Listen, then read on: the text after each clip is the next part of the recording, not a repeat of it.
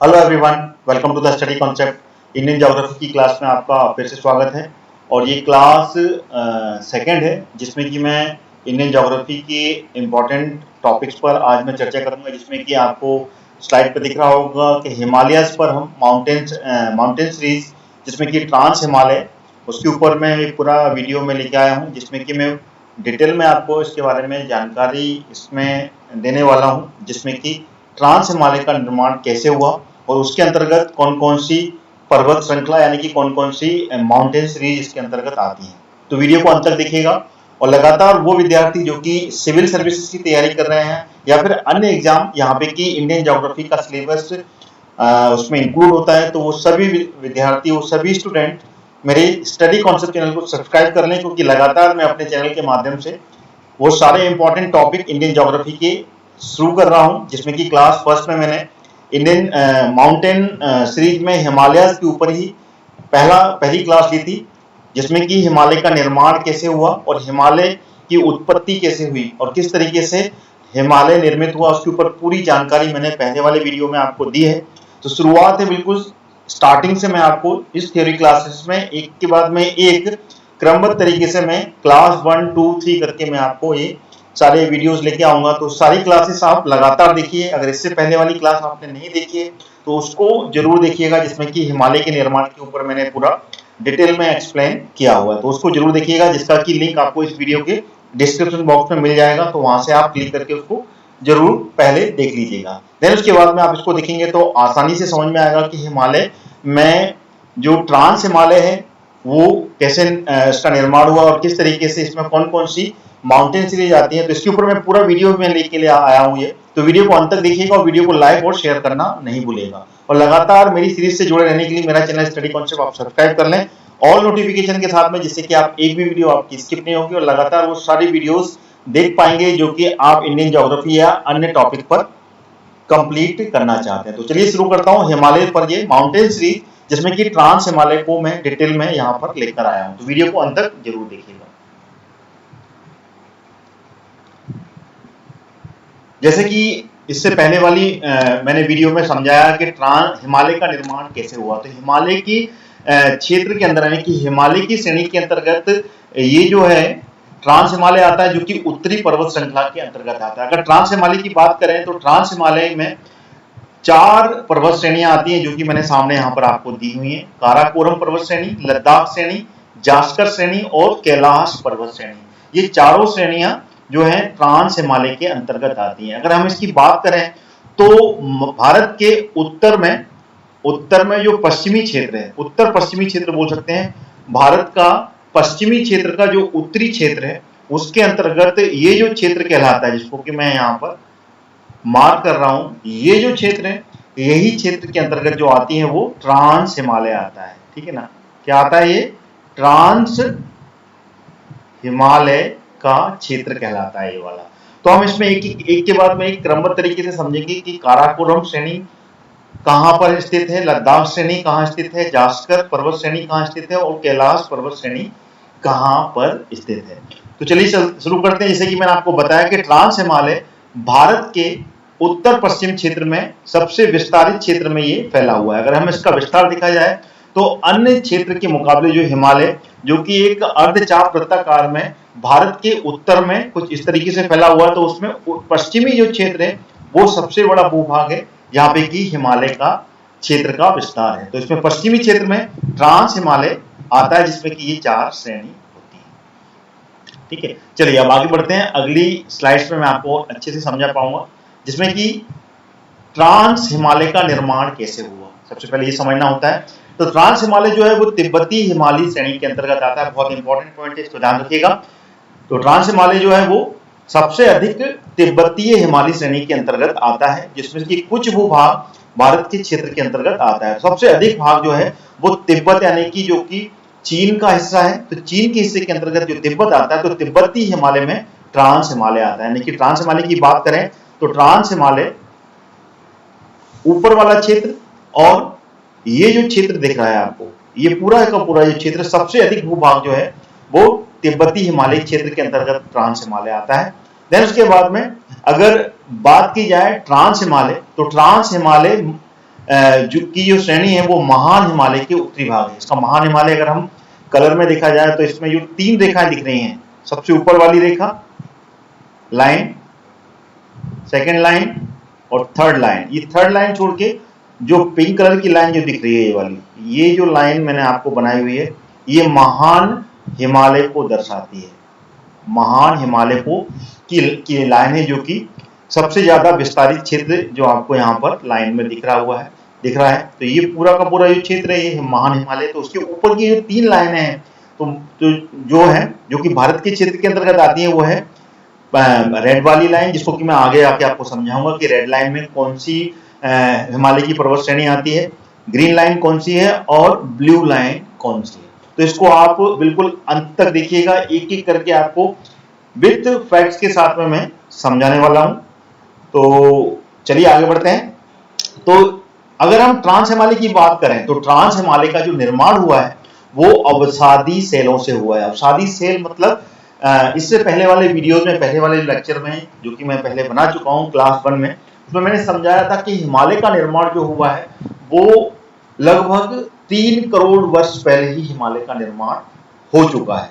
अगर हम बात करें तो कोबर का सिद्धांत और हैरी हेस की जो थ्योरी है, ये दोनों थ्योरी बहुत ही ज्यादा मायने रखती हैं हिमालय के निर्माण के अंतर्गत। तो इसमें जो हैरी हेस की जो थ्योरी है, जो कि टेक्टोनिक प्लेट्स की जो विवर्तनिक थ्योरी है, जो कि आपस में टकराई है, उससे हिमालय का निर्माण हुआ, जो कि इससे पहले वाले वीडियो में मैंने आपको समझाया है। तो उसको आप पूरा देख लीजिएगा, जिसमें कि मैं एक एक करके समझाया।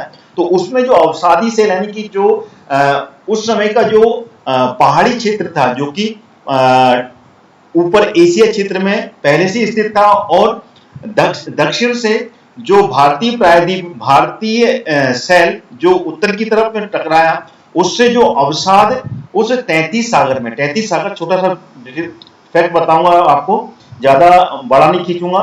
तो जो 33 सागर का जो अवसाद था, वो अवसाद के रूप में जब नीचे से टकराते हुए ऊपर की ओर उद्गमित हुआ, तो टकराते हुए जो अवसादी सेल नीचे नीचे जमते गए, क्योंकि नदी के बहाव से जो पानी आके नीचे तरफ में आया, तो उससे जो निर्मित हुआ उसको कहते हैं अवसादी सेल। तो ये ट्रांस हिमालय का जो निर्माण हुआ है, जो नदियों के द्वारा जो अवसाद, नदियों के द्वारा जो लाई गई मिट्टी थी, जो कि समुद्र के अंदर जमा होती गई, और उसके बाद में नीचे से जब दक्षिणी प्रायद्वीप उत्तर की तरफ में खिसका, तो नीचे की जो समुद्र की तलहटी में जो अवसाद जमा हुआ था वो उसके साथ में खिसकते हुए ऊपर की ओर उठा। जब ऊपर की ओर उठा तो उससे इस ट्रांस हिमालय का निर्माण हुआ। तो इस तरीके से आपको समझ में आ गया होगा कि ट्रांस हिमालय का निर्माण जो हुआ है वो अवसादी सेलों से हुआ है।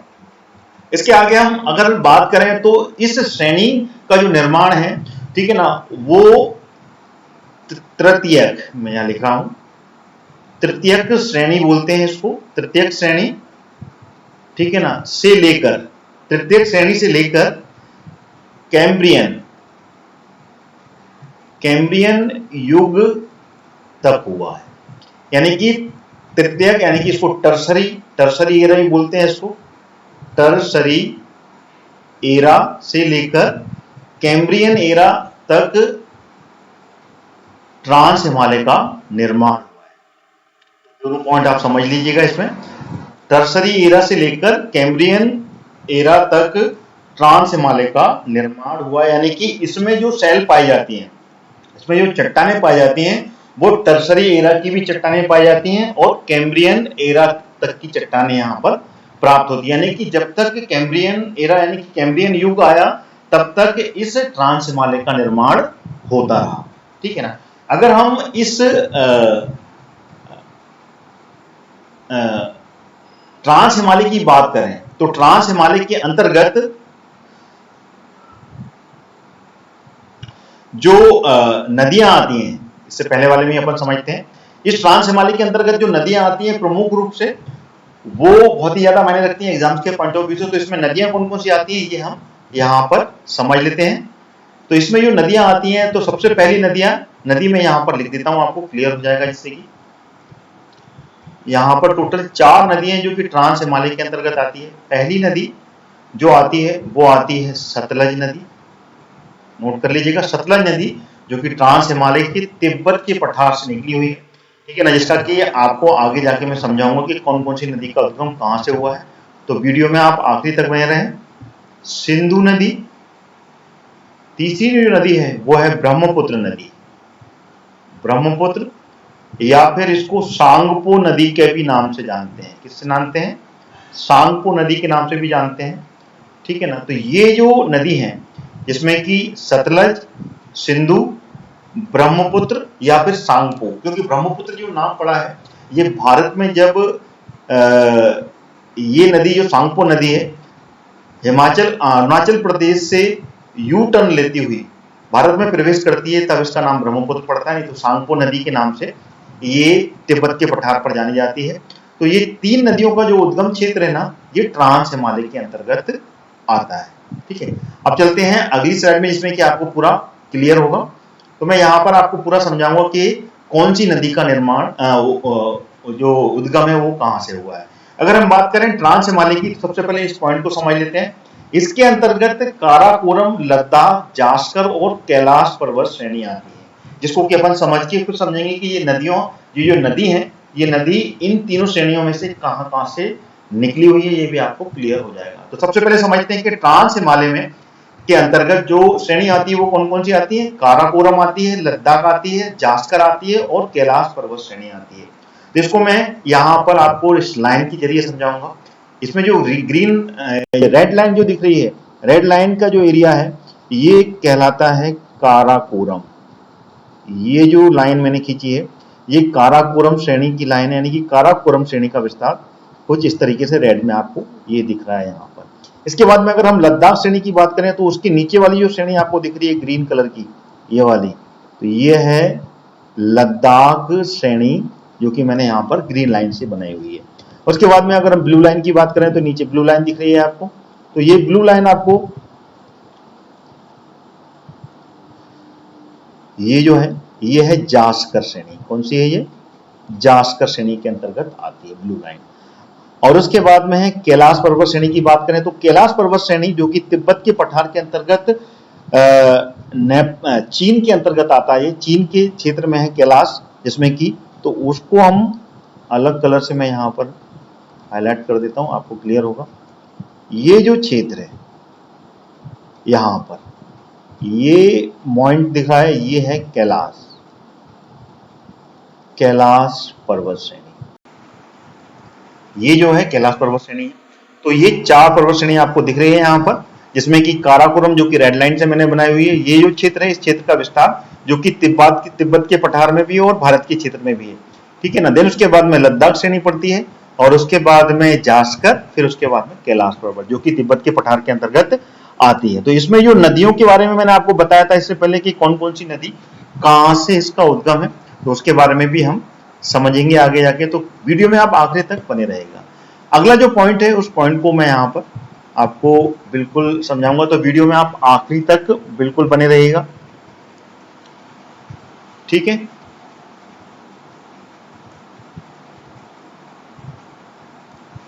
चलिए इसी में चलते हैं। अगर हम ट्रांस हिमालय की बात करें तो ट्रांस हिमालय की हिमालय और महान हिमालय, क्योंकि हिमालय का जो निर्माण हुआ है, हिमालय के निर्माण के अंतर्गत जो जोन में डिवाइड हुए हैं वो 4 जोन डिवाइड हुए हैं इसमें। अगर हम देखा जाए, सबसे पहला हिमालय जो है वो ट्रांस हिमालय कहलाता है, दूसरा जो कहलाता है वो महान हिमालय कहलाता है, महान हिमालय, तीसरा जो है वो लघु हिमालय कहलाता है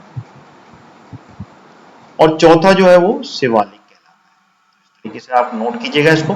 तो ट्रांस हिमालय और महान हिमालय इन दोनों को जो विभाजित करती है, ठीक है ना, जो रेखा इन दोनों को विभाजित करती है, ठीक है ना, उसको क्या बोलते हैं, उस रेखा को क्या बोलते हैं, इसको मैं अलग कलर से यहाँ पर आपको क्लियर करूंगा। इन दोनों को बीच से, यानी कि जो, क्योंकि ट्रांस हिमालय में काराकोरम, ठीक है ना, काराकोरम के बाद में लद्दाख, उसके बाद में जास्कर, इसके बीच की जो रेखा है, अगर हम इस रेखा को यहाँ पर अलग कलर से क्लियर करूं तो आपको अच्छे से समझ में यहाँ पर आएगा।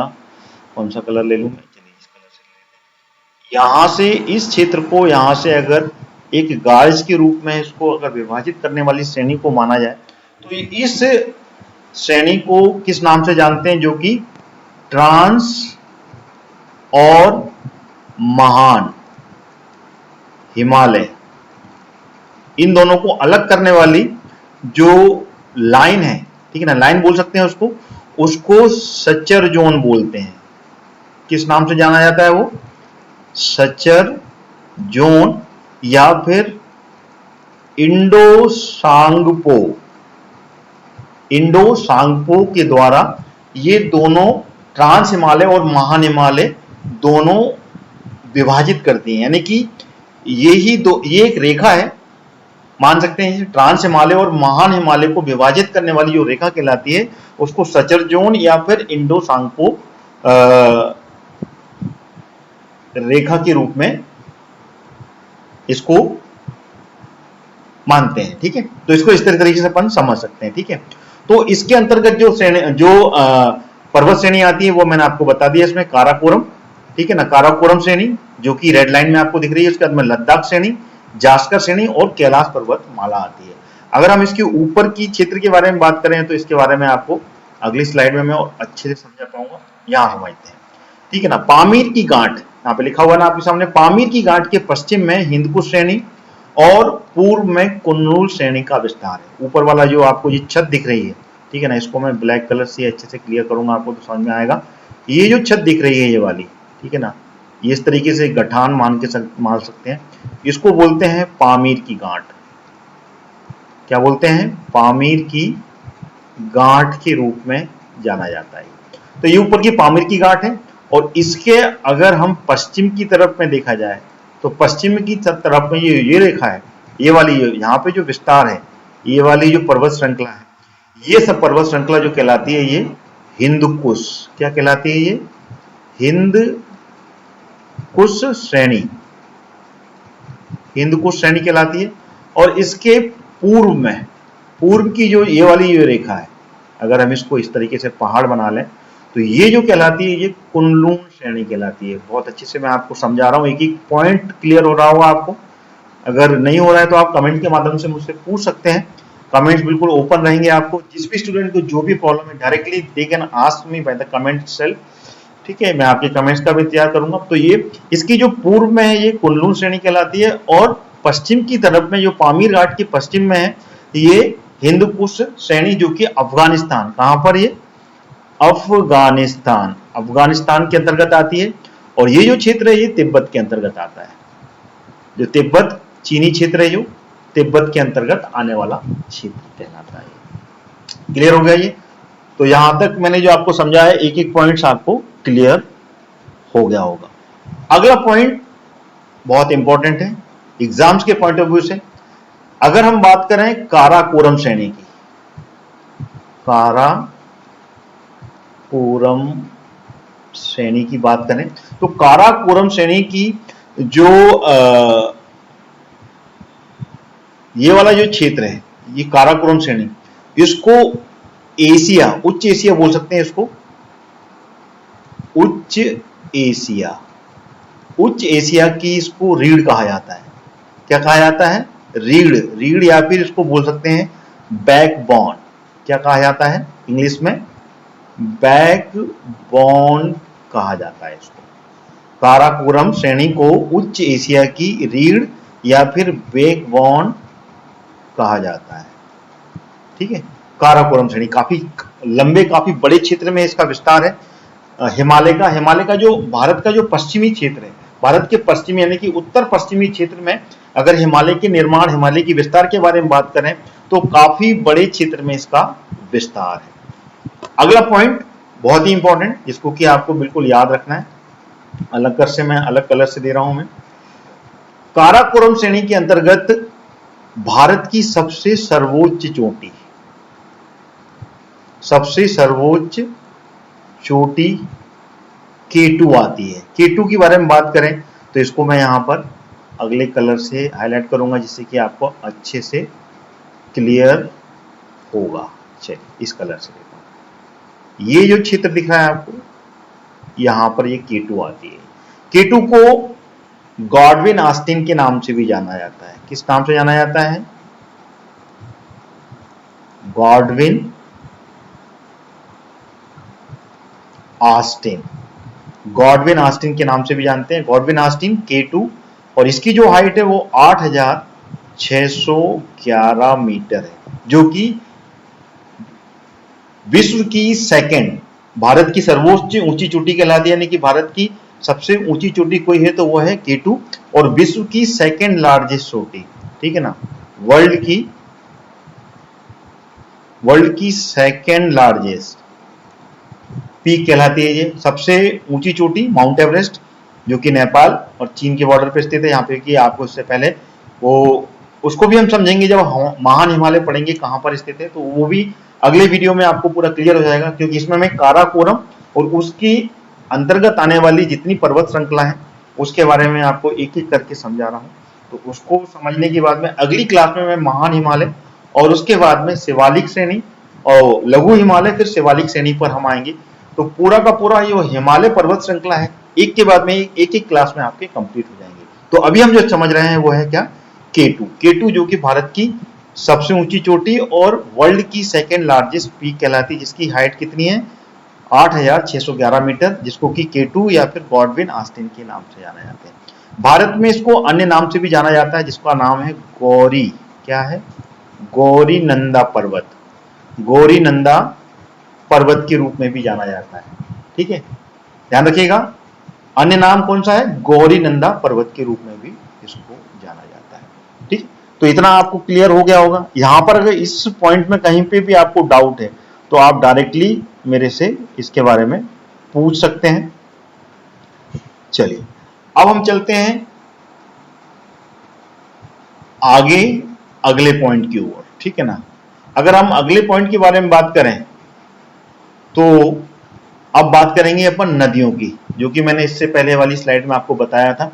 सिंधु नदी के बाद में सतलज नदी, और कौन सी नदी थी, ब्रह्मपुत्र नदी। ये तीनों नदियों का उद्गम कहां से है, क्योंकि ये तीनों नदियों का जो उद्गम है ये ट्रांस हिमालय के अंतर्गत आता है, लेकिन इसके अंतर्गत में जो तीन विभिन्न पर्वत श्रेणी आती है, जिसमें कि काराकोरम, जास्कर और सॉरी लद्दाख के बाद में जास्कर श्रेणी जो आती है, जिसमें कि काराकोरम की श्रेणी, ठीक है ना, उसके बाद में लद्दाख श्रेणी और जो जास्कर श्रेणी आती है, इन तीनों के बीच में से कहां से इन नदियों का उद्गम हुआ है, सोर्स कहां से है और किस तरफ में ये नदी का फ्लो है, ये हम समझेंगे। अगर हम बात करें सिंधु नदी के बारे में, ठीक है ना, सिंधु नदी के बारे में बात करें तो आपको क्लियर होगा कि सिंधु नदी का उद्गम कहां से है, ठीक है। इसी में समझते हैं अगले क्वेश्चन में। सिंधु नदी का जो उद्गम है वो कैलाश पर्वत के पास से, कैलाश पर्वत के पास से मानसरोवर, ठीक है ना, कहां से, सिंधु नदी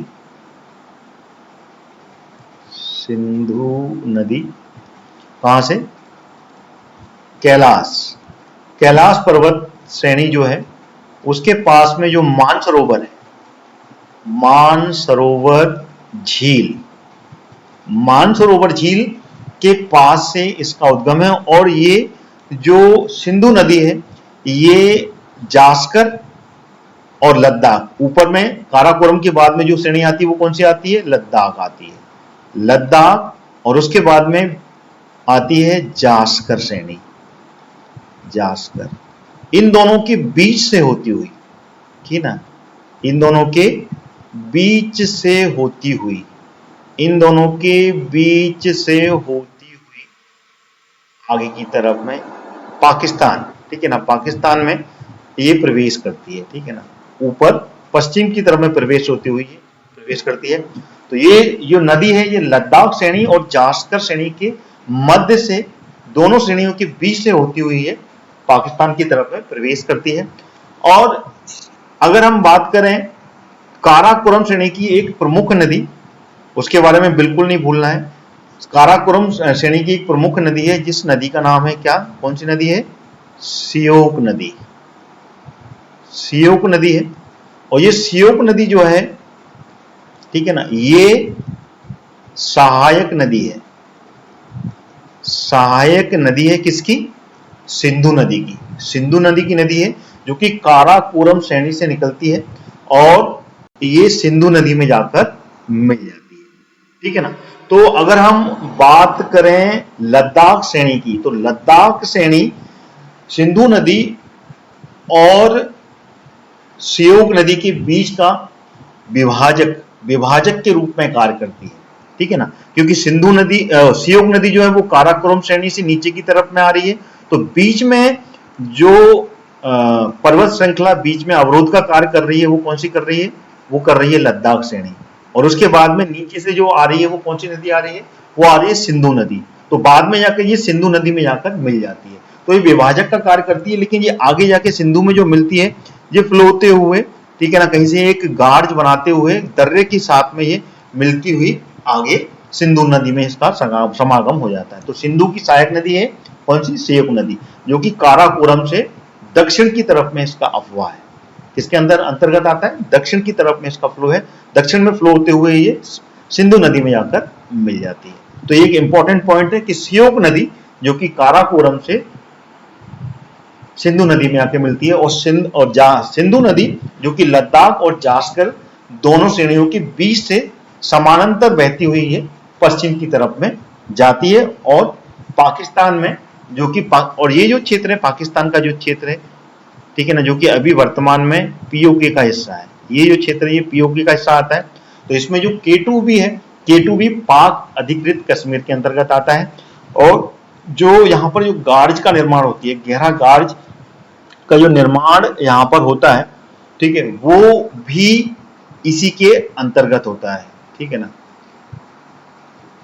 बहुत ही गहरा गार्ज है यहाँ पर, जिस गार्ज का नाम मैं आपको इससे अगले वाले पॉइंट में बताऊंगा, ठीक है ना, जिसको कि बूजी नामक, ठीक है ना, बूजी नामक स्थान है, ठीक है ना, लद्दाख श्रेणी के अंतर्गत ही आता है ये। वहां पर गहरा गार्ज लगभग 5200 मीटर का एक गार्ज का निर्माण, मतलब बहुत ही गहरा गार्ज का यहाँ पर निर्माण करती है, जो कि लद्दाख श्रेणी से गहराई में जाकर ये सिंधु नदी उस गार्ज में जाकर गिरती है, फिर यहाँ से आगे बढ़ती हुई ये पाकिस्तान में प्रवेश करती है, जो कि गिलगिस्तान और बाल्टिस्तान से होती हुई आगे की तरफ में मूव करती है और पाकिस्तान में चली जाती है, ठीक है। तो यहाँ तक क्लियर हो गया आपको, यहाँ पे गार्ज कौन सा है, ये जो बूजी, ठीक है ना, बूजी नामक स्थान है, मैं लिख देता हूं यहाँ पर, बूजी नामक स्थान है, ठीक है ना, बूजी नामक ही स्थान है, बूजी बोलते हैं उसको। वहां पर ये लद्दाख श्रेणी को काटते हुए एक गहरी गार्ज का निर्माण करती है, जो कि लगभग 5200 मीटर का ये गार्ज यहाँ पर मिलता है, ठीक है। तो यहाँ तक क्लियर हो गया आपको। अब चलते हैं अपन आगे, काराकोरम श्रेणी के अंतर्गत जो मैं आपको यहाँ पर बता चुका हूँ अगली स्लाइड में, यहाँ पर वर्तमान में ये काराकोरम श्रेणी कहाँ पर, पाक अधिकृत कश्मीर के अंतर्गत आती है, जो कि मैं आपको यहाँ से क्लियर कर चुका हूँ। K2 जो है ये K2 है, जो कि पाक अधिकृत कश्मीर, जिसको कि पीओके बोलते हैं, पीओके बोलते हैं, तो पीओके के अंतर्गत आता है। अच्छा, इसमें विश्व की सबसे तीव्र ढालवारी चोटी राकापोसी, याद रखिएगा, बहुत इंपॉर्टेंट पॉइंट मैं आपको यहाँ पे ये क्लियर कर रहा हूँ कि राकापोसी जो कि लद्दाख श्रेणी के अंतर्गत आती है वो यहीं पर स्थित है, इंपॉर्टेंट ध्यान रखिएगा, राकापोसी वो भी काराकोरम श्रेणी के अंतर्गत ही आती है, ठीक है। अगर हम बात करें काराकोरम श्रेणी के अंतर्गत आने वाले जो ग्लेशियर है, तो इसमें 4 प्रमुख ग्लेशियर आते हैं इसके अंतर्गत, ठीक है ना, इनके नाम मैं यहाँ पे लिख रहा हूँ, जिसका आप बिल्कुल याद कर लीजिएगा 4 कौन कौन से ग्लेशियर आते हैं। तो सबसे पहले काराकोरम के अंतर्गत आने वाला इंपॉर्टेंट ग्लेशियर है सियाचिन, सियाचिन ग्लेशियर, जो कि लगभग 72 किलोमीटर तक फैला हुआ है, ठीक है ना, 72 किलोमीटर का इसका पूरा विस्तार है। उसके बाद में आता है बियाफो, ध्यान रखिएगा, बियाफो ग्लेशियर, जो कि 63 किलोमीटर का इसका पूरा डायमीटर, यानी कि इसका एरिया है जिसमें कि इसका विस्तार है। उसके बाद में आता है बालतोरा ग्लेशियर, जो कि 62 किलोमीटर में इसका विस्तार है। और अगला आखिरी काराकोरम श्रेणी के अंतर्गत आने वाला जो ग्लेशियर है वो है हिस्पार, कौन सा, हिस्पार ग्लेशियर, जो कि 61 किलोमीटर में इसका विस्तार है। तो ये 4 ग्लेशियर, इनका नाम याद रखिएगा, सियाचिन ग्लेशियर, बियाफो ग्लेशियर, बालतोरा ग्लेशियर और हिस्पार ग्लेशियर, जो कि काराकोरम श्रेणी के अंतर्गत आने वाले सबसे बड़े ग्लेशियर हैं। क्या है ये, सबसे बड़े ग्लेशियर माने जाते हैं। ठीक है, तो ये मैंने 4 आपको यहाँ पर ग्लेशियर बताए, तो ये क्लियर हो गया आपको। तो काराकोरम श्रेणी की एक एक पॉइंट्स यहाँ पे कौन कौन सी नदी है, उन नदियों के बारे में आपको बताया। जो कि इसके बाद में जो अगली जो वीडियो आएगी जो कि क्लास 3rd रहेगी, ध्यान रखिएगा, तो आपको उस क्लास को भी मिस नहीं करना है, जिसमें कि महान हिमालय के ऊपर मैं पूरा वीडियो लेके आऊंगा और उसमें पूरे महान हिमालय के अंतर्गत कौन कौन सी नदियां हैं और कौन कौन से दर्रे आते हैं, इसके बारे में मैं आपको एक एक करके समझाऊंगा। क्योंकि अगला वीडियो जो होगा इसमें काफी इंपॉर्टेंट दर्रे भी हैं, क्योंकि सबसे अधिक अगर दर्रे किसी श्रेणी के अंतर्गत आते हैं तो वो है हिमालय पर्वत श्रृंखला, जिसमें कि सबसे अधिक दर्रे पाए जाते हैं भारत में।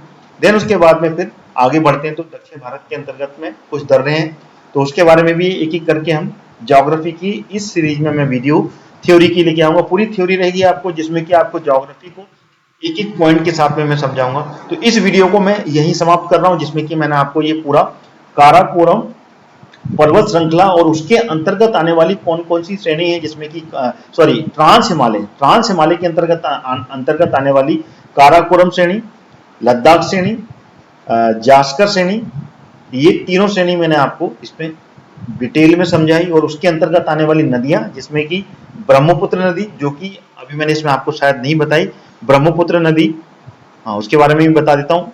वो भी कहां से निकलती है ब्रह्मपुत्र नदी, 2nd नंबर, हाँ इसको भी क्लियर करना था। ब्रह्मपुत्र नदी भी मानसरोवर झील से निकलती है और पूर्व की तरफ में बहती है, लेकिन जब ये तिब्बत के पठार से निकलती है तब इसको सांगपो नाम से जानते हैं, टी सांगपो के नाम से जाना जाता है। लेकिन जैसे ही ये भारत में प्रवेश करती है, कहां से, दिहांग से, जहां पे की मीसमी की पहाड़ी है, कौन सी, या फिर नामचा बरवा बोल सकते हैं, नामचा बरवा या फिर मीसमी पहाड़ियां भी बोलते हैं इसको। वहां से ये यू टर्न लेती हुए जब भारत में प्रवेश करती है तब इसका नाम क्या पड़ता है, ब्रह्मपुत्र पड़ता है। तो इस नदी का उद्गम भी कैलाश पर्वत के पास में मानसरोवर झील से हुआ है। सिंधु नदी जो कि पश्चिम की तरफ में इसका फ्लो है, और ब्रह्मपुत्र नदी जो कि पूर्व की तरफ में इसका फ्लो है। अगली जो नदी है वो है अपनी सतलुज नदी। उस नदी का भी उद्गम मानसरोवर के पास में ही एक झील है, जिस झील का नाम है राकस ताल के नाम से, या फिर भारतीय भाषा में देखा जाए जो कि वेदों में लिखा हुआ है राक्षस ताल भी बोलते हैं इसको। क्या बोलते हैं, राक्षस ताल से इसका उद्गम है, जो कि दक्षिण की तरफ, भारत में इसका जो फ्लो है वो किस तरफ में है, दक्षिण की तरफ में इसका फ्लो है। और दक्षिण की तरफ में होते हुए ये, ठीक है ना, दक्षिण की तरफ में होते हुए ये जो कुल्लू है, ठीक है ना, कुल्लू मनाली का जो दर्रा है, उस दर्रे से ये भारत में प्रवेश करती है। जब हम दर्रे पढ़ेंगे तब दर्रे के बारे में एक एक समझेंगे कि सतलुज नदी किस दर्रे से ये निकलती है, तब हम दर्रों को समझेंगे। क्योंकि दर्रों को अगर यहाँ पे हम मिला देंगे तो कंफ्यूजन ज्यादा हो जाएगा, इसलिए दर्रे को मैं इसमें नहीं आपको इंक्लूड करूंगा। एक दर्रे से ये भारत में प्रवेश करती है और दक्षिण की तरफ में प्रवेश करते हुए ये जो नदी है सतलज नदी, ये सिंधु नदी में जाकर मिल जाती है। तो सतलज नदी किसकी, सिंधु की सहायक नदी है, ठीक है ना। साथ ही साथ इसमें एक व्यास नदी है, वो व्यास नदी भी इसमें आके मिलती है। देन उसके बाद में आगे बढ़ती है, इसका जो मुहाना है वो तेज हो जाता है, और बाद में ये सिंधु नदी में जाकर मिलती है। तो एक के बाद में एक करके ये सारे पॉइंट्स आपके क्लियर होंगे जब हम ज्योग्राफी में अगली क्लास आगे बढ़ते जाएंगे। तो पूरे भारत को अपन डिटेल में समझना है, तो क्लास को आप लगातार मेरे चैनल के साथ में जुड़े रहिए। अगर अभी तक आपने मेरे चैनल को सब्सक्राइब नहीं किया तो सब्सक्राइब कर लीजिए, और नोटिफिकेशन के साथ में, जिससे कि एक के बाद में एक क्लास आप कंप्लीट कर पाएंगे ज्योग्राफी की। और इससे पहले जो भी वीडियोस मैंने बनाए हैं, चाहे वो इंडियन ज्योग्राफी के भी हों या फिर इंडियन हिस्ट्री के, इंडियन पॉलिटी, और साथ ही साथ में मध्य प्रदेश जीके के, क्योंकि ये सारे के सारे टॉपिक्स और सारे के सारे जो सब्जेक्ट हैं मैं अपने चैनल के माध्यम से आपके सामने लेकर आ रहा हूँ। तो वो सारे वीडियोज भी आप देखकर अपनी स्टडी को कंप्लीट कर सकते हैं, और लगातार मेरे चैनल के साथ में जुड़े रहिए, क्योंकि इसके बाद में अगला जो वीडियो आएगा वो हिमालय श्रेणी पर पूरी थ्योरी रहेगी कि हिमालय में महान हिमालय का निर्माण कैसे हुआ और कौन से काल में हुआ, और किस तरीके से उसका निर्माण हुआ इसके बारे में हम समझेंगे अगली क्लास में। इस क्लास को मैं यहीं पूर्ण विराम देता हूँ। अगर कोई भी डाउट हो आपको तो आप डायरेक्टली कमेंट्स के माध्यम से मुझसे पूछ सकते हैं, और मेरे इस वीडियो के डिस्क्रिप्शन बॉक्स में ग्रुप भी है, टेलीग्राम ग्रुप और व्हाट्सएप ग्रुप भी दिया हुआ है, आप उससे भी जुड़ जाएं, जिससे कि आपको नोटिफिकेशंस मिलेंगे कौन कौन से वीडियोज आ रहे हैं और क्या अपडेट आने वाला है, वो सारी जानकारी आपको मेरे उन व्हाट्सएप और टेलीग्राम के माध्यम से भी मिलेगा, तो उसको भी आप ज्वाइन जरूर कर लीजिएगा। थैंक यू सो मच दोस्तों, watching my video till and. अगला वीडियो लेकर फिर हाजिर होऊंगा। Thank you so much.